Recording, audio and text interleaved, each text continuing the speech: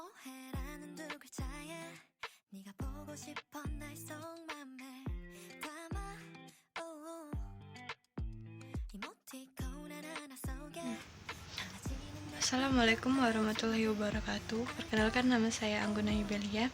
Saya akan menjelaskan tentang penerapan Enterprise Resource Planning atau ERP pada PT Domus Indo Perdana untuk memenuhi mata kuliah Enterprise Information System. Pengertian ERP.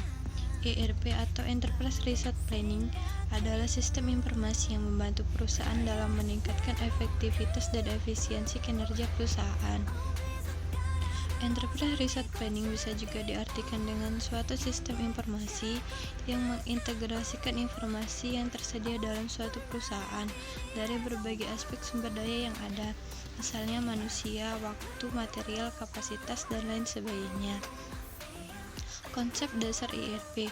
ERP sering disebut juga dengan back office system, bahwa pelanggan dan publik secara umum tidak dilibatkan dalam sistem ini, berbeda dengan front office system yang langsung berurusan dengan pelanggan, seperti e-commerce, customer relationship management, dan e-government.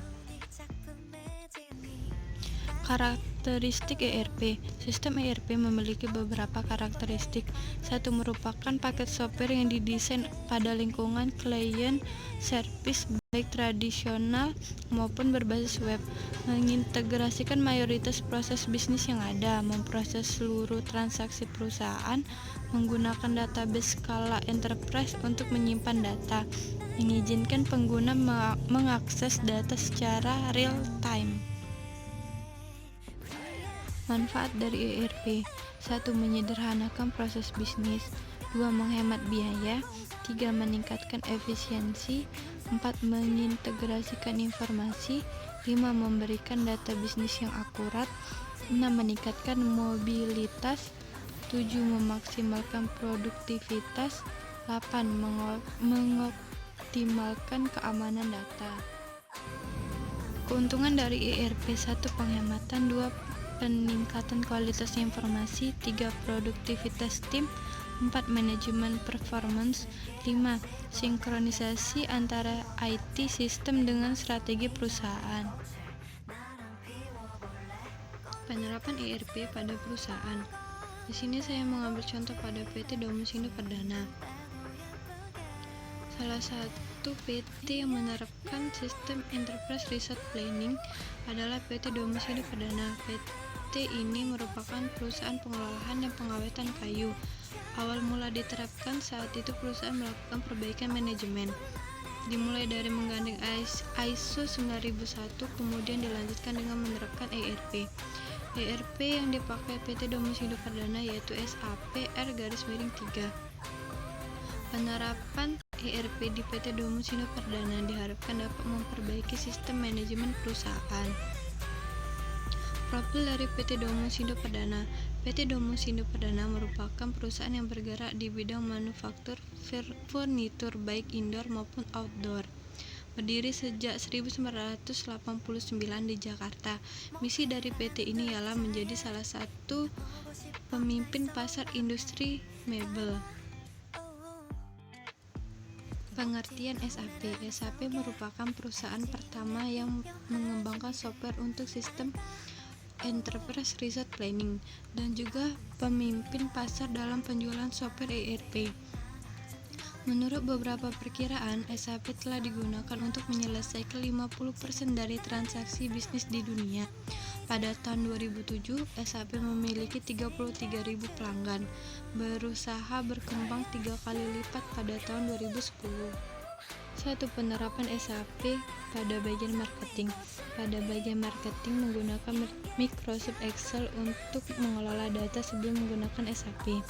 Bagian marketing menggunakan SAP mulai dari melakukan kontrak bisnis dengan konsumen, meneruskan permintaan konsumen kepada bagian gudang dan produksi, serta ketika proses pengiriman produk ke konsumen. Penerapan SAP di PT Domus Indo Perdana terdiri dari 4 proses awal, yaitu studi kelayakan, mapping pelaksanaan SAP, dan evaluasi. 1.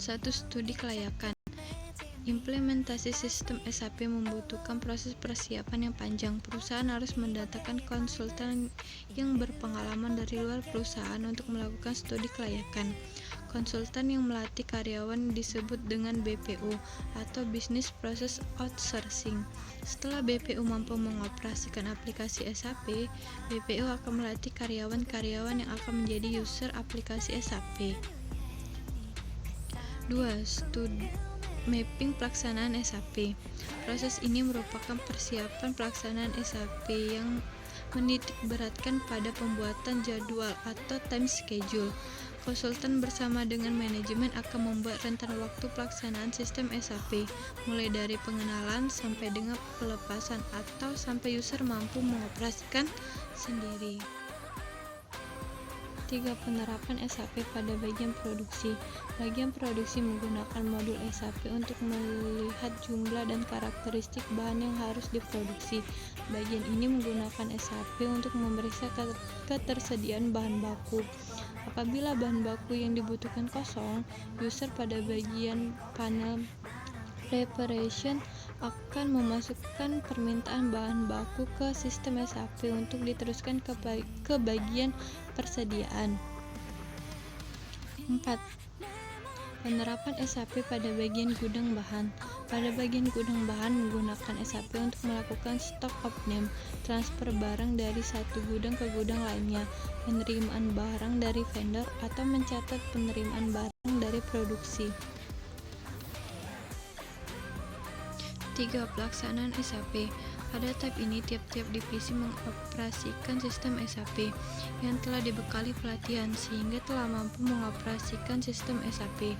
Pelaksanaan tahap awal sistem SAP memakan waktu selama 6 bulan dan maintenance pada sistem selama 3 bulan.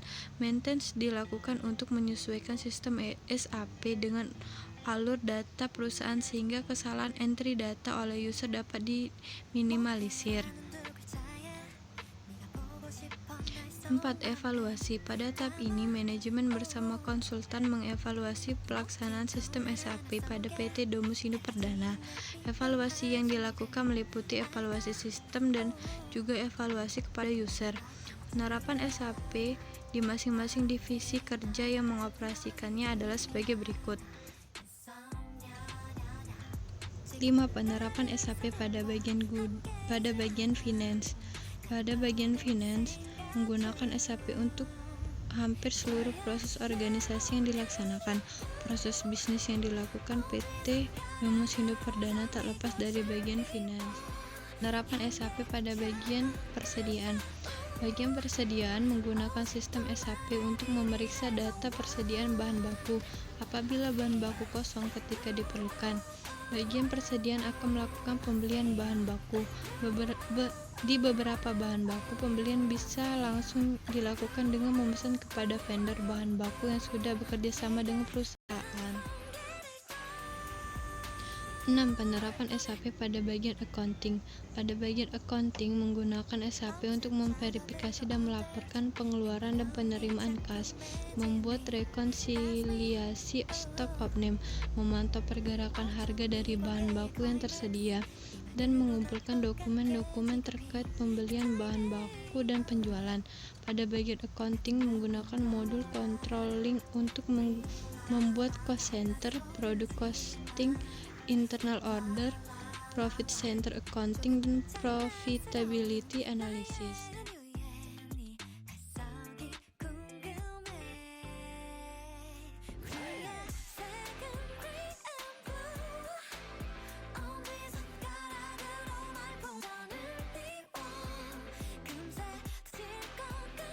Demikianlah penjelasan dari saya, lebih dan kurangnya saya mohon maaf.